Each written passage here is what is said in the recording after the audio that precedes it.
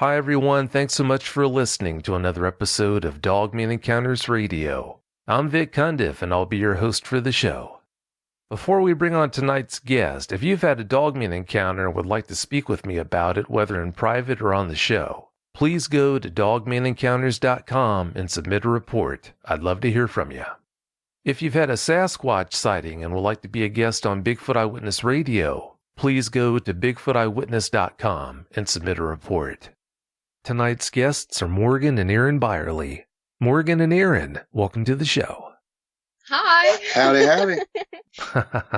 Thanks so much for your time and coming on and sharing your experiences with us, guys. I really appreciate it. Oh, it ain't no problem. I really do. Morgan, please give us a brief bio on yourself, and then Aaron, please tell us about yourself. I am Morgan Byerly. I am 20 years old. I live in Pinnacle. Was born in South Carolina, but was dropped off here. I've had many encounters, I can tell you that much, and they've done some damage. My name is Aaron Byerly. I am 25 years old. I was born and raised in Tennessee, moved down to North Carolina about 10 years ago, and that's when I had my first encounter, and I've not been able to forget it since. As the listeners are going to find out, you two have had a rough welcome to the area, so it's a shame anyone would have to go through all that. How did you find out about the show, Aaron?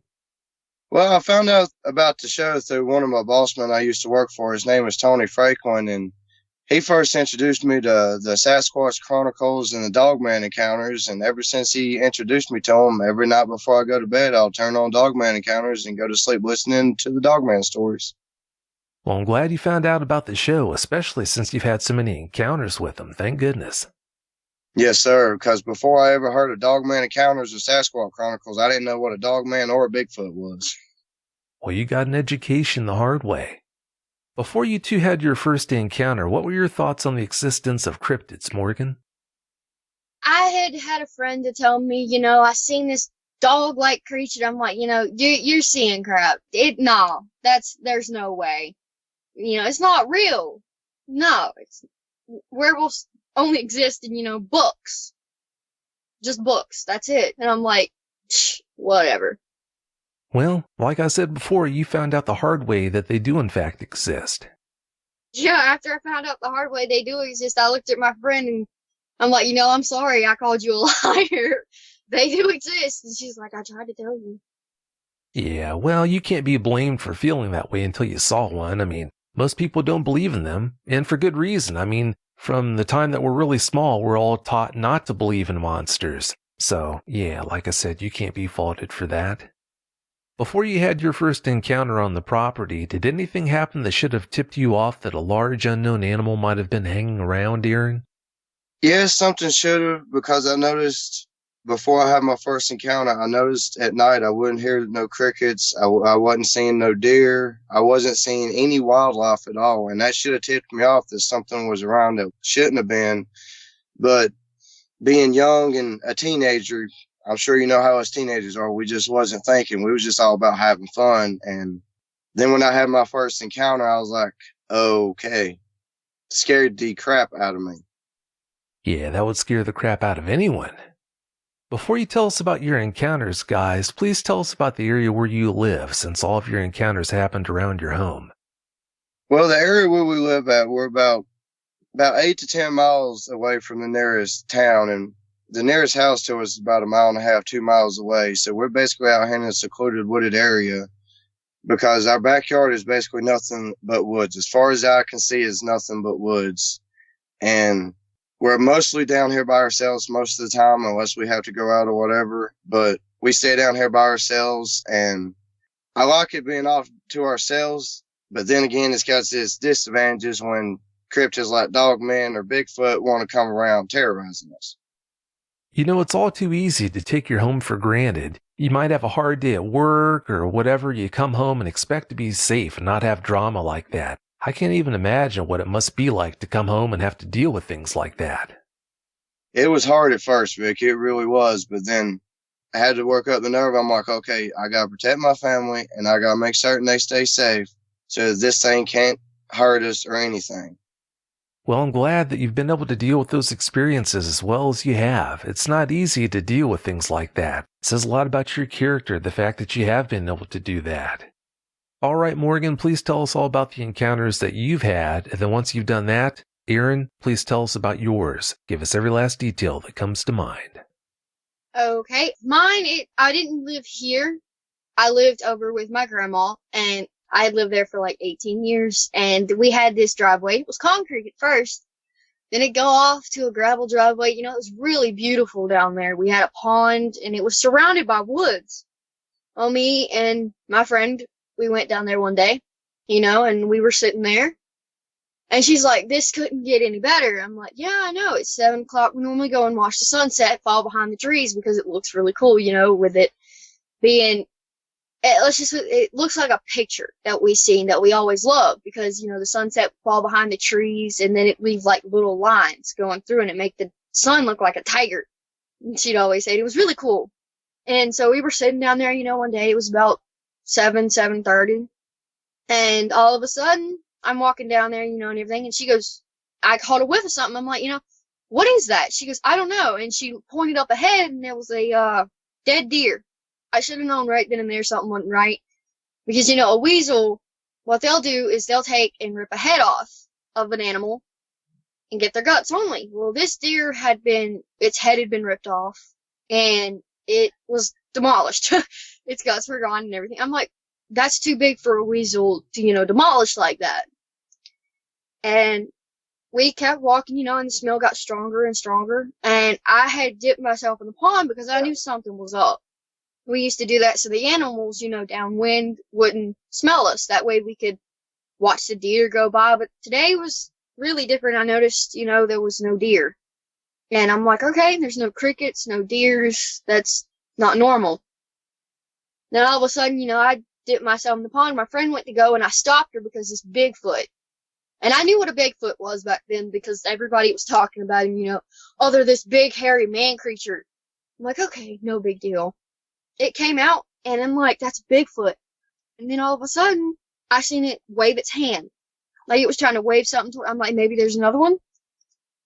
And at the time I didn't know what it was, but out walks this ugly looking thing. It had the head of a German Shepherd, and I knew it wasn't a costume guy, or these weren't costume guys, because the feet of it, how a dog's leg bends back, right, where they're, what's it called, that bone.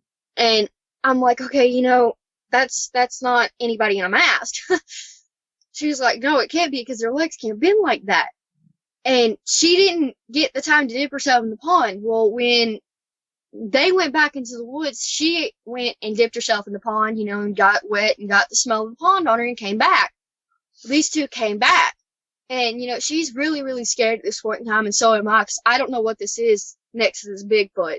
I have no idea at this time. And she started crying. Well, I guess it hurt her. And it turned toward us. And I'm like, we need to run. That's the only thing that popped in my head was, we need to run. So we take off for it, and I look behind us, and this dog-looking creature is right behind us. And I'm like, okay, this is great. We're being chased by something. We don't know what it is. So my grandma's right there waiting for us because, she normally took us down there. We walked. Well, she took us down there that day. My friend got in the car. I'm like, you guys go. I'm going to distract it. Stupid idea. I'm running through briars. I'm running through sticks. This is snake area, so I don't know if I'm already been bit by a poisonous snake. Because we've been known to see copperheads, we've been known to see black snakes, any type of snake you can think of, they're right there, except for, rattlesnakes and everything else like that. So I'm running through what we called Snake Valley. Because, it dipped down and came back up, but there was thorns, it was snakes, it was sticks, it was dangerous. I could have fell at any point in time. But I'm running through, and everything, and this thing is right on my butt. Like, no joke. I could have reached back and touched it. And it grabs a hold of my shirt, and it just rips it. And luckily, I was wearing a crop top with a tank top underneath it, so I didn't get the second top, so I just threw off my other shirt. And I'm running, and I finally get up to where my grandma and them is, and there's like this big field right there, and then the edge of the wood line. And I run out a few feet ahead, and stopped and turned around, and this thing won't come out of the wood line. I'm like, okay, at least it won't come out of the wood line. But then it steps a couple inches out, and it's looking at me. And I just get me and my friend and my grandma, we just all run into the house, and everything.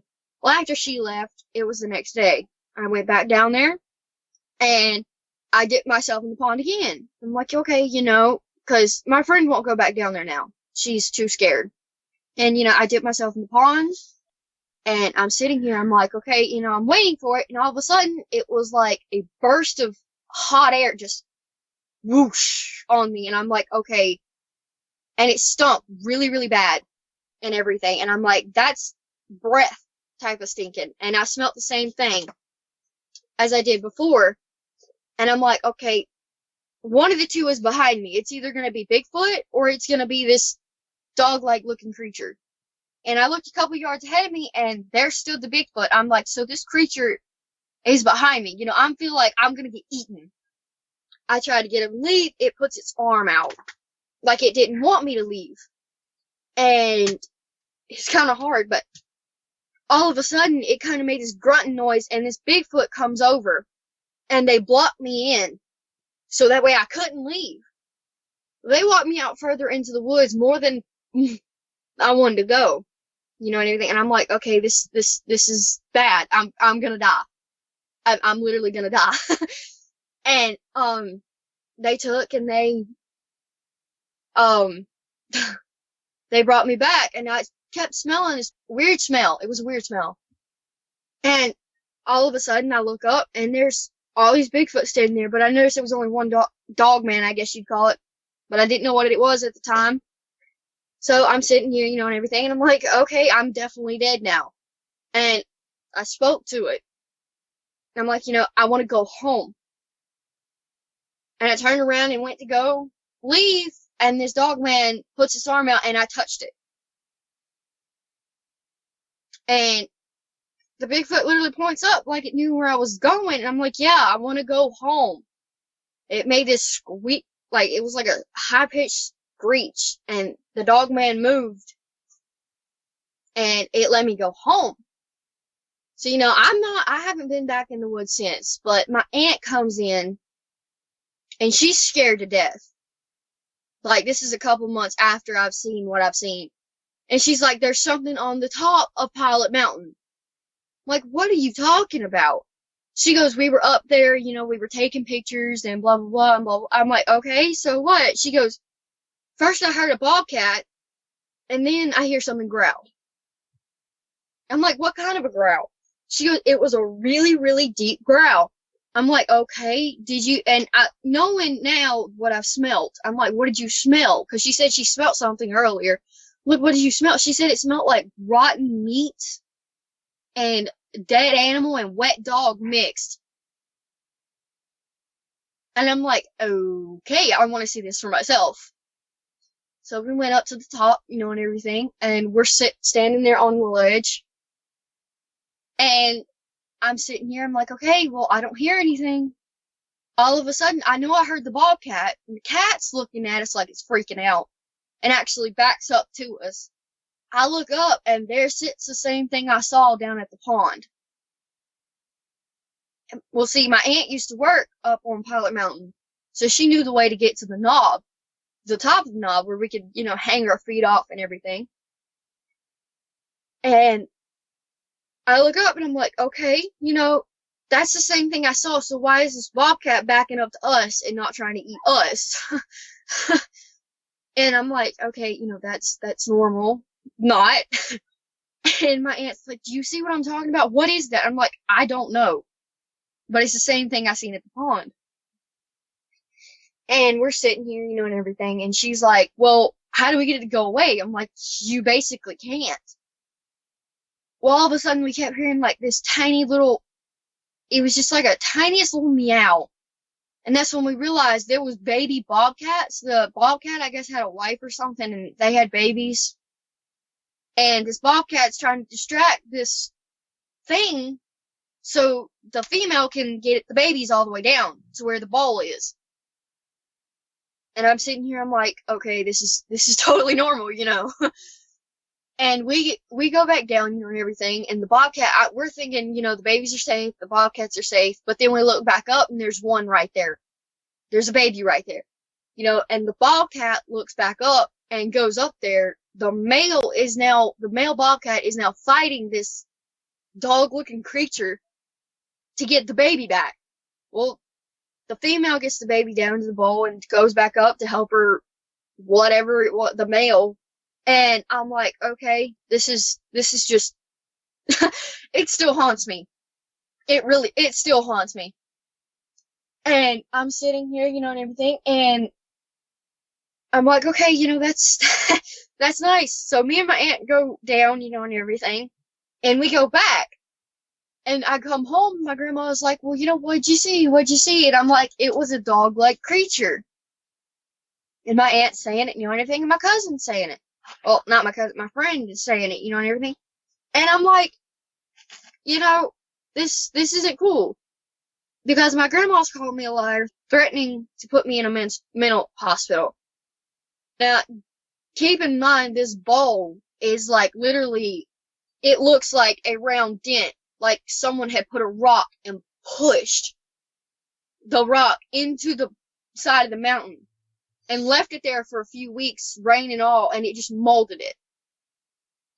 And it's a safe place for people to be when, you know, bobcats come in or something like that. But at this point in time, these bobcats aren't focused on us. They're focused on whatever this creature is up top. And I'm like, okay, you know, well, I believe you now because you, you know, you've seen it. I've seen it for myself. I've heard it for myself. She's like, I don't know what it is. I'm like, I don't either. And so, you know, we go back. My grandma's like, oh, I'm going to put you in a mental hospital and blah, blah, blah. And she doesn't believe me at all. And I'm sitting here, you know, and she's like, well, you know, maybe you're just seeing stuff. I'm like, there's no way we could be seeing stuff when two people seen it.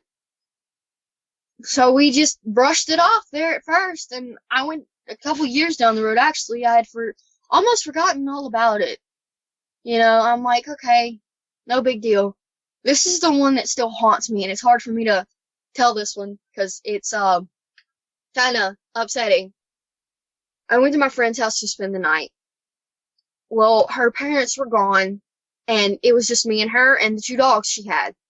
She had a German Shepherd Collie mix, and she had a full-blooded pit bull. Well, we kept hearing something banging downstairs. I'm like, is the dogs downstairs? She's like, no, they're right here with me. And, you know, these dogs are gorgeous. The German Shepherd was like a brownish, goldish type of color.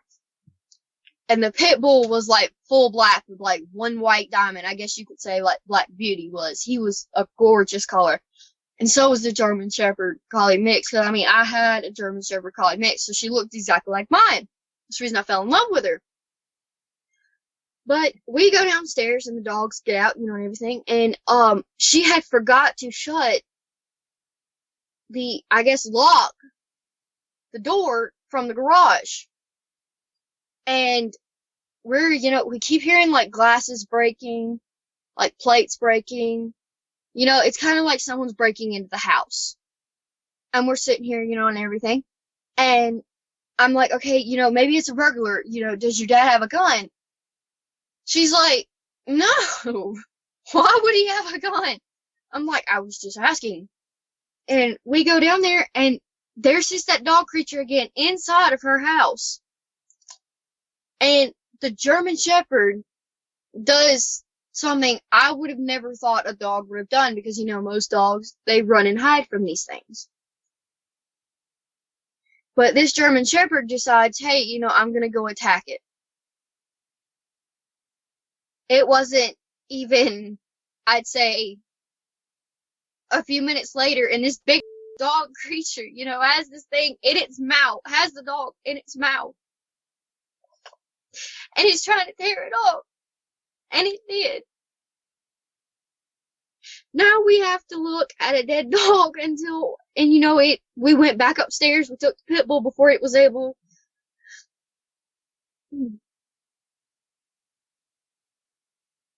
to take the pit bull too.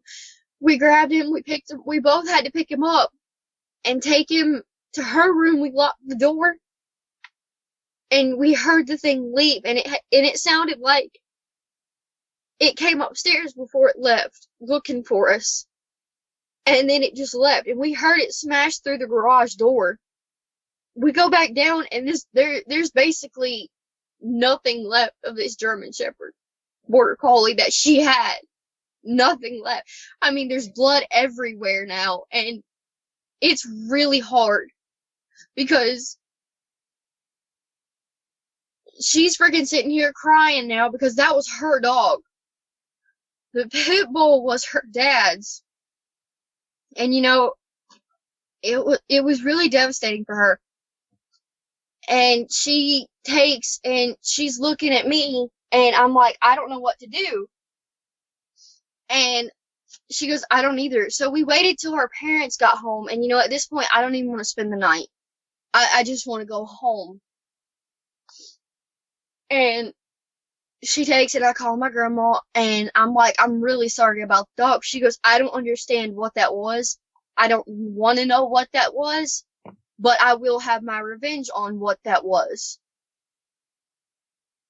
And to this day, me and her have not talked since. It's just been an emotional roller coaster. Because, I mean, that's what every time I go to sleep, or if I hear, like, a dog howl, that's what I see is her dog being hurt. And it's an unimaginable, because you could literally see the dog's insides. That's how bad this thing mauled it. It was insane.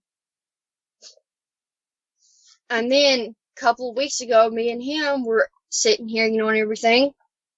And we're sitting here, and we're like, okay, we're just gonna play some cards. The baby's asleep. And we're just gonna sit here and play some cards, because we had just laid her down. All of a sudden, we kept hearing this, like, growling. Ungodly growling. So, we take, and we're like, okay, we'll just brush it off. All of a sudden, we hear, like, this, it was a mixture between God, I can't remember what it was. What was it? It was like an owl screeching in pain and a dog trying to howl at the same time. And I'm like, oh my God, what was that? And it woke the baby up and scared her. And I'm like, okay, we need to seriously, I'm going to get the baby back to bed. You go find out what it was. And, we're sitting here, and everything. And I got her to go back to sleep. And he came back in and goes, I don't know what it was. The next day he went to work because he had a job, and he went to work. I was sitting at home by myself with the baby. And I'd seen it look in the window, and it scared her so much. She literally started screaming. And I'm like, okay, I can't get her to stop now. I shut the curtains and moved to a different room. And I can't get her to stop now. He gets home late, and she's still screaming. And everything. She's scared. You could tell she was scared. I finally got her to calm down, but once she seen Daddy walk in, I guess she decided she wanted to start crying again. So Daddy picked her up, and everything. And he's like, what happened? I'm like, the Dogman looked into the window and scared her. And he goes, what do you mean looked into the window? He can't. The house is, the window is up high. I can't even look in the window. I'm like, well, it looked in the window. And he's like, well, that's not good, and everything. And his mom came down, because, we were freaked out. And the same thing happened. The god-awful owl screeching, the dog and howling again. She's like, what was that? I'm like, I don't know. And we're sitting here, and everything. And it was almost like everything got dead quiet, like a calm before the storm. And all of a sudden, next thing we know, we hear a screech. And I know what the screech is. It's Bigfoot. We look out the door, and Bigfoot and Dogman are trying to go after each other. And then we hear a pack of coyotes. And they're right here at our dog, Rocky.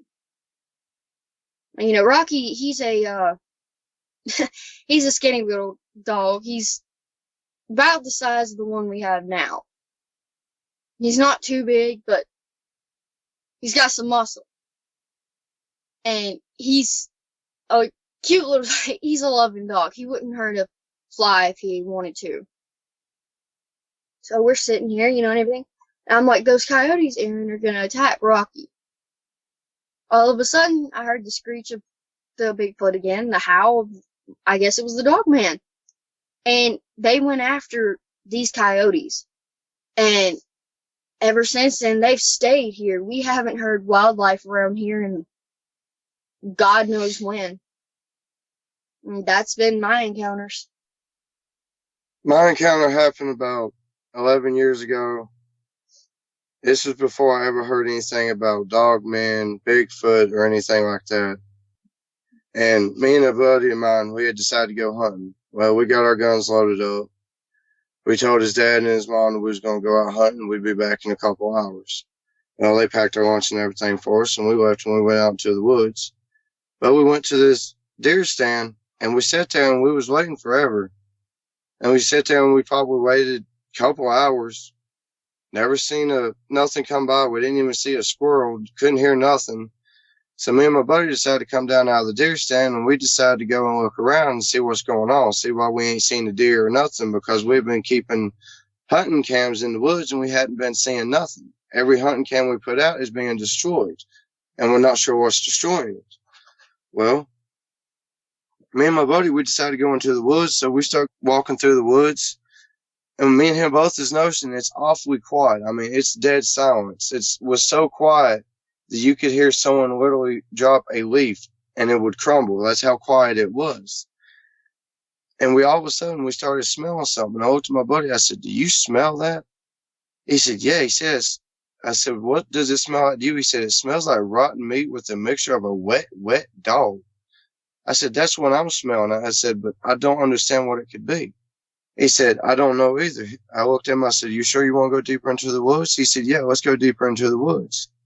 Well, the deeper into the woods we got, the stronger the smell got. And then we started noticing we were seeing half-eaten deer carcasses. We were seeing squirrels ripped to shreds. We were seeing half-eaten coyotes, half-eaten wolves. It was crazy at the amount of wildlife that was out there that had just been slaughtered by something, and we wasn't sure what it was. Well, we go a little bit further into the woods, and we noticed we seen 2 abandoned mobile homes. Looked like they'd probably been there probably 40, 50 years. We don't know what they was doing there. Well, me and my buddy, we decided to go and check it out. And we go and we start checking them out. Well, we start hearing something inside of them. Well, I boosted my buddy up to the window so he can see first. And he looks in the window and he jumps down and about has a heart attack. And he won't tell me what he's seen. So he boosted me up there, and when I got up there and looked in the window, it looks like there was probably 10 or 11 dogmen in this one mobile home, and they was growling and snarling at each other like they was communicating. And I was like, okay, this is unusual, and second of all, what is that? And my buddy looked at me and said, I don't know. I've never seen nothing like it, because it had the head of a German Shepherd.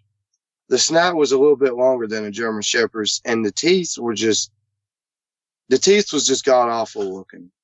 The 4 sharp fangs was what topped it all off, because they were so long that we knew if it got a hold of anything with them kind of teeth, it would rip it to shreds.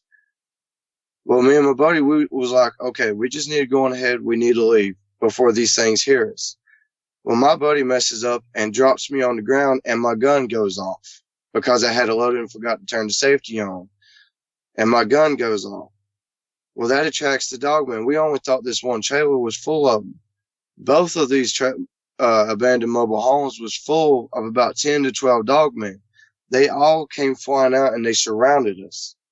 Me and my buddy, we immediately dropped our guns, because something like this, we're not going to take a chance of shooting it and making it and pissing it off any more than it already is.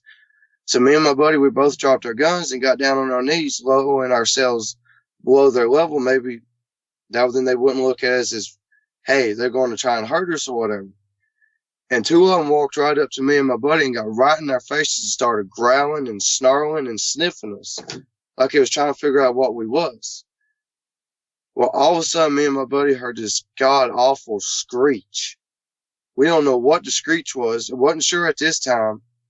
But this big, hairy-looking creature, who was probably about 10 and a half, 11 foot tall, comes walking out. And I looked at my buddy and I whispered, I said, "What is that?" He said, "Dude, I don't know what that is, but it is huge." It walks up and gets right in front of me and my buddy, and it starts screeching and hollering like it's talking to these dogmen, telling them what to do. Well, the dogmen, they back off from us, and the Bigfoot turns around and looks down and notices that we ain't got our hands on our guns, that our guns are away from us. And 1 minute me and my buddy are terrified, and the next minute it's like something just flipped a light switch and told us, "Hey, we're not going to harm you. Just don't harm us or bother us." So me and my buddy, we jumped up. We didn't even worry about our guns. We left our guns laying. We took off and ran for the hills.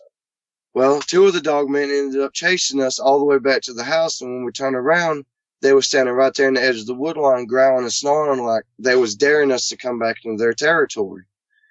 And that was my first Dogman encounter. That it was terrifying, and I still have nightmares to this day about it, and it happened 10 or 11 years ago. And I still have nightmares about it. And my second encounter, I was with my wife, Morgan, which I am right now. And this was about a year and a half ago. And me and her, we was out and we was walking in the woods, because we had just moved to this new place we're at now. And we was walking through the woods and figuring out our terrain and everything and seeing what was all around us. Well, me and her all of a sudden caught a really bad whiff of rotten meat mixed with a wet dog. And me and her both had smelled it before, so we knew what was out there. We knew what it was. Well, all of a sudden, this dogman comes walking out of the woods, and he's the biggest dogman I've ever seen. He was a good 11 and a half foot tall. But what made me and my wife so scared and terrified of it is it had, instead of having amber eyes or gold eyes, like I hear in all the Dogman Encounter episodes I listen to, this one had big purple eyes. We don't know if it was supposed to be a new breed of dogman or what it was, but it was terrifying. And it walked up to me and my wife and sniffed us and was sniffing us like, I guess it was trying to figure out whether we was going to hurt it or not. And when it finally realized that we wasn't going to hurt it, it turned around and went to walk away. But instead of walking to the woods, it turned around and looked at us one more good time, and me and my wife both made eye contact. And I've always heard you're never supposed to make eye contact with the dogmen, because if you make eye contact with them, they will remember you and they will hunt you down until they kill you. Well, me and her made the mistake, and we stared back and made eye contact. Well, this dogman finally, he turns around and he walks back into the woods. Me and my wife, we look at each other and we're like, we need to go back home and we just need to chill and we don't need to come back into the woods anymore. So we came back home, chilled out, and we thought that maybe it was over because we was getting ready to lay down and go to sleep. And the same dogman we had made eye contact with was staring at us through the window of our house. And in a blink of an eye, 1 minute it was there, and we both blinked our eyes, and the next minute it was gone. I just thank heavens our daughter was asleep. Yes, thank God our daughter was asleep, because that would have terrified her. And ever since we had that encounter, and then the one that my wife just told y'all about 2 weeks ago, we've been really lucky enough. We've not had another one yet. But I'm sure there's probably still more to come for us where we've had so many. But I will give advice to anyone. If y'all encounter a Bigfoot or a dogman, hunter, not hunter, it doesn't matter if you got a weapon on you or not. If you have a gun, drop the gun. Because if you keep the gun in your hand, it's going to feel threatened and it's going to want to kill you. If you drop the gun, it's going to look at you that you're not going to harm it. Because me and my wife, we've figured out from so many of our encounters, as long as we don't aggravate and act like we're going to harm it, they're going to leave us alone. And to this day, we've been successfully a week and 4 days without an encounter. So we're doing pretty good. And that sums up our Dogman encounters. They have been terrifying, and I really hope I never have another one as close as I did on my first encounter. Well, I hope you don't as well. Since most of the people listening to tonight's show obviously haven't seen a Dogman, please describe what the Dogmen you've seen look like as accurately as you can from top to bottom, Aaron. They have pointy ears like a German Shepherd does, and they got the German Shepherd head. Most of them has the amber gold eyes, but then again, there's probably some out there that has purple eyes like the one we've seen. Their snout is a little bit longer than a German Shepherd's. They don't have paws. They have literally human hands. And the claws on their hands they're massive. That one slap from this Dogman with them long claws, and he could easily rip your head off with no problem. He's got very broad shoulders like a Bigfoot does. Very broad. He's muscular from his neck down to his abdomen area.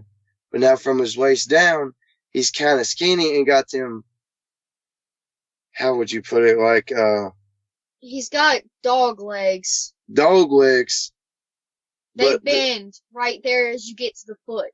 They bend right there as you get to the foot, and then the foot is just, the foot's probably a good 15, 16 inches long, and it's got such massive claws that when you see one, you will know exactly what it is because the smell gives it away. You smell rotten meat and a wet dog, don't try and go no further. Turn around and run as fast as you can. Yeah, that sounds like really good advice. Do the Dogmen seem to come into your area and leave, or do they seem to stay in your area all the time, Morgan? They've stayed. Why they have stayed, I don't know. We haven't heard the crickets now in about 3 years since I moved in. And they're everywhere. We haven't heard a coyote in about a couple of months. Oh, I bet you haven't. Yeah, if you have that many Dogmen hanging around and Sasquatch on top of that, then yeah, they're going to go through a lot of wildlife. How close is your closest neighbor to you, Aaron? I'm trying to figure out exactly how remote you are. Our closest neighbor is probably about, in a car, it would take about 10, 15 minutes to get there. But if you was to walk, it would take you a good 2.5 hours to walk because our nearest neighbor is 2 miles away from us. Wow, that is pretty remote then. You told us about the time when the Dogman looked in the window and frightened your daughter, Morgan, but how old was she when that happened? Oh God, I still couldn't walk because I had just come out of the hospital. She was only like 2 weeks old.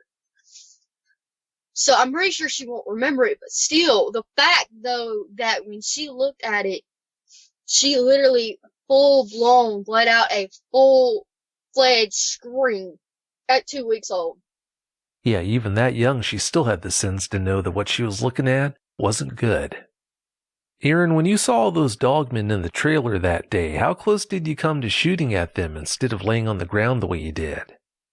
I came very close to shooting them, but when I seen how many there was and them surrounding us as fast as they was, I knew that if I would have shot at one of them, I wouldn't have stood a chance. So that's why I just dropped my gun and knelt down on the ground, hoping that they wouldn't kill me. Well, I'm so glad you knew better than to shoot at them. Yeah, if you would have, that would have been your last mistake. Yes, it would have. Unfortunately. Have any of your neighbors told you about encounters they've had with Dogmen, Morgan? Oh, oh yeah, because Tony, his boss, and everything, we were talking about it, and I told Aaron I came out there because I couldn't wait for his boss to leave. I really didn't care if he thought I was crazy or not. I went out there, I'm like, this has got to stop. This dog thing just scared our daughter. And Tony goes, you mean a Dogman? I'm like, yeah. Why? He goes, I've had plenty of those. And I'm like, oh really? He goes, yeah, I've had one come up and try to eat my dog. I'm like, oh God. And we've had a couple other neighbors say, well, did y'all hear that unlawful howling, screeching sound? And we're like, yeah, we did. We're not the only ones that's hearing it. They're everywhere around here. Yeah, from the way you describe it, it sure does sound like it's perfect country for them. How many people have you two shared your encounters with? I've shared mine with my grandma and some of my friends, but I just got laughed at. The person I first told my encounter to was my wife, Morgan, because I believed in my mind that if I told anyone else, they would think I was crazy and would want to lock me up in a loony bin. And when I met my wife, she started telling me about it, and that's when I finally told her about my first encounter, and I was like, well, at least we both have experienced about the same thing, just one differs a little bit from the other. Has anyone taken you seriously when you told them about your experiences? No. No. No one. And it kind of hurts because, they're sitting here and they're like, oh, you're full of crap. You deserve to be locked up in a loony bin. You don't know what you're talking about. You're on mushrooms or you're on some type of drug. And I'm like, okay. It's unfortunate they'd respond that way, but yeah, it's not surprising. Unfortunately, they just don't know, so I guess it's almost expected. Do you two still see a lot of dogmen on a regular basis, Morgan, or is it only a select few that you see? It's a select few that we see now because we have, it's hard to explain. We had a bunch of farmers come in and they cut down some of the trees back here in the back. So there's a field out there now. So we have a select few that we see, but there's on that field, there's a pond and there's a bunch of cows. And we keep hearing the farmer, he'll say, well, there goes another cow, no big deal. It's kind of scary to know that they're that close, just one hop and a skip away. And they'll sometimes still come up, they'll beat on the house still, or they'll look in the window, and everything. And when they do that, I just shut the curtain before our daughter sees it. I don't want her seeing anything else. She's going to be a year old this February, so, it's going to be kind of scary for her to look out the window and be like, hey, Mommy, what's that? Yeah, I hope they don't target your daughter, but unfortunately, I'd be pretty surprised if they don't. There are a lot of people listening to you two tonight who have had encounters of their own that they've kept to themselves. What advice would you give them? Tell. It helps. Tell, because if you keep it a secret and you don't tell anyone, you will live with that on your chest for the rest of your life. Me and my wife, talking to you, Vic, someone that actually is taking us serious and not calling us crazy, it took a lot of weight off our shoulders and our chests knowing that we're not the only ones out here that actually believes in Dogman or Bigfoot. And by us sharing our encounters with you tonight, it really helped us out. It helped us to get that off our shoulders, get that off our chest, and spread it to everyone else that really needs to know. Yeah, just the only thing I'd say is let it out. I mean, it helps because me, I didn't know what it was. It scared me. And you can even ask him. I've had some thoughts that shouldn't even be there about it. But he stopped me. He told me, our daughter needs me. And if you have to, we'll go to Vic about it. And that's when we came to you. That's when we started telling you. And it's lifted a big burden off of me. And it's helped me a lot telling you about all this. I mean, if you have one, speak up about it. Because, it's going to help you a lot. Morgan, I am so glad you selected option B instead of option A. Yeah, suicide, that's a permanent solution for a temporary problem. So, yeah, I'm so glad you didn't commit suicide. But having said that, do you have any closing comments? Morgan, please go first.